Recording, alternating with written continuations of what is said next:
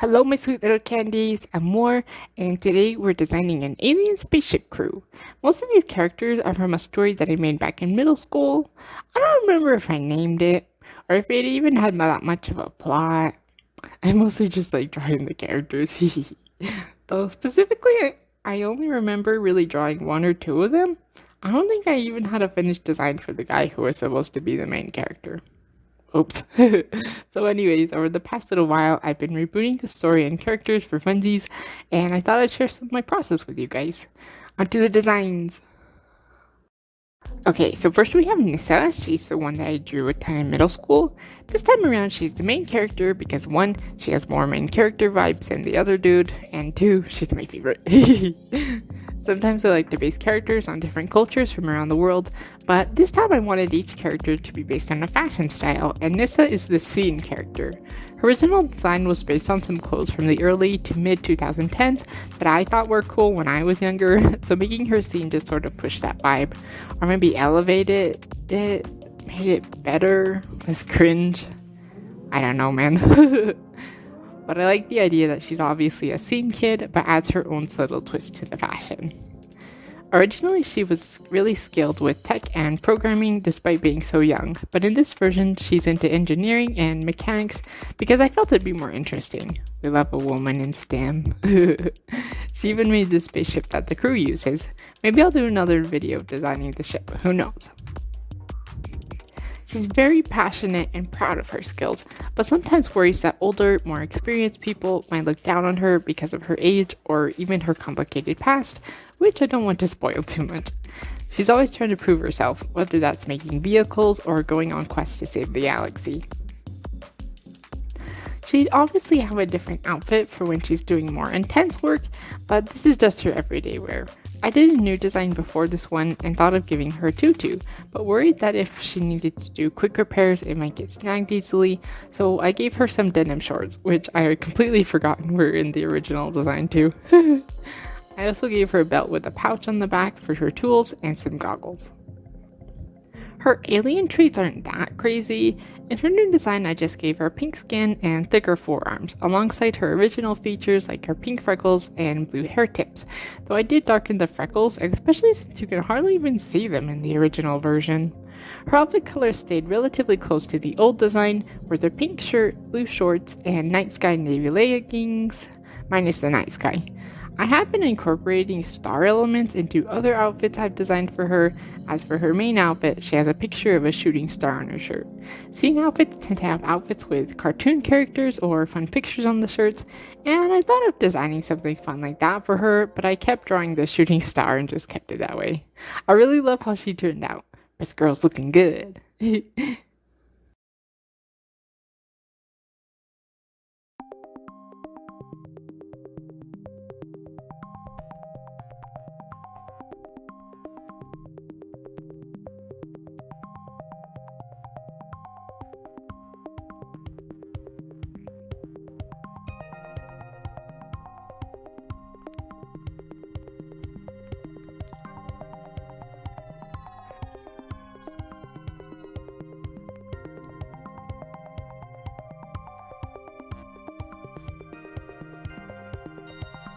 Next is Mevia, who technically isn't in the crew, but she's important to the story, so here she is.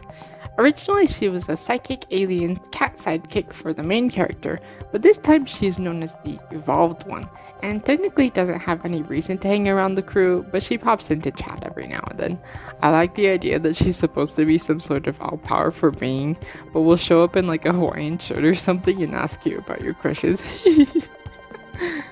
She still is a psychic alien cat and talks telepathically, so I removed her mouth and I made her body longer and thinner to make it more unearthly. I don't really know what's going on with her ears and tail. That's just how I imagined them and I thought it looked cool, so that's how it is.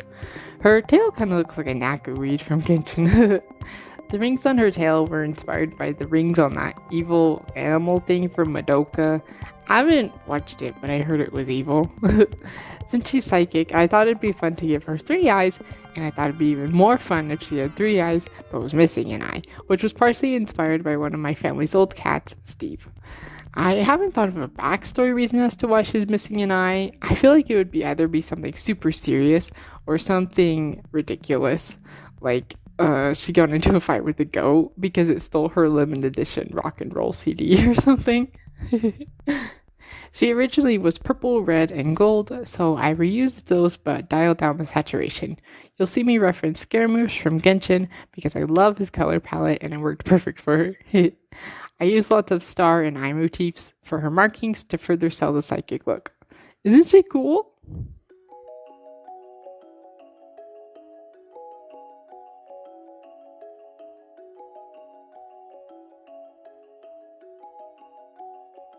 Alright, the third one is called Oku.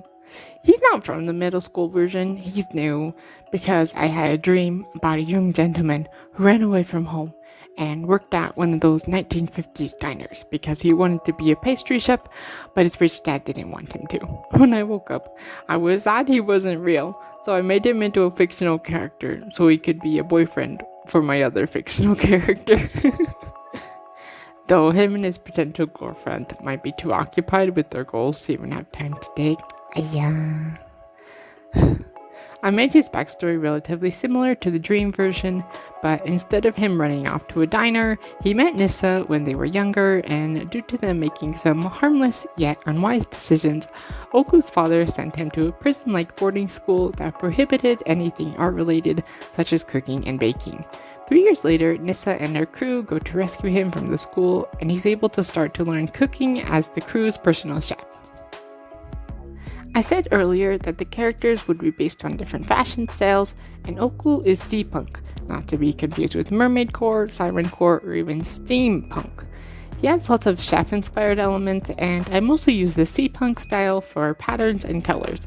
Part of me wishes I used the steampunk more, but I feel like his chef outfit is more important to his character, and it's not like he'll never wear other outfits, so there'll be more chances to get extra steampunky. The design on his shirt was inspired by a Splatoon banner. Speaking of Splatoon, since he's steampunk, I wanted him to be reminiscent of a sea creature, also because aliens and the sea tend to go hand in hand. I just had to make a sea creature alien, man, I just had to.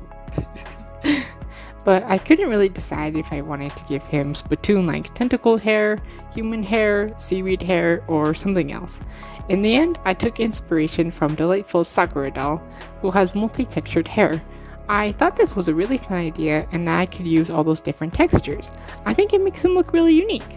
Though yes, it would probably not be very convenient for an underwater race to have, as it would create a lot of drag. I do have some plans in work for more about his race, and I think it would be better for them to focus more on power than speed. As for colors, I imagined him with green skin and dark blue hair, so I used those. I really struggled with his eyes because I didn't want him to have blue eyes because they would be too matchy-matchy. The past few years, I really enjoyed giving my characters brown or gray eyes because they're pretty and balance well with more colorful designs. I felt like I should try to do something different, so I ended up giving him some light pink eyes, but honestly I'd wish I'd just gone with my gut and given him brown eyes. I probably will if I draw him again. I might also adjust his skin color because he's crazy bright on mobile. Oof. Other than that, I'm really happy with him.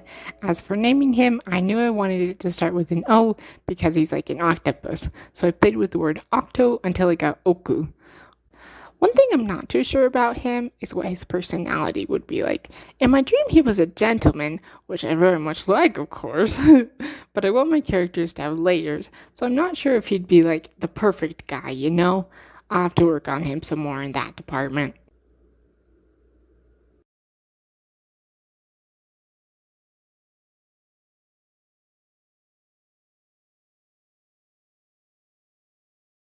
I've really enjoyed playing with and revamping my old characters and also making some new friends for them.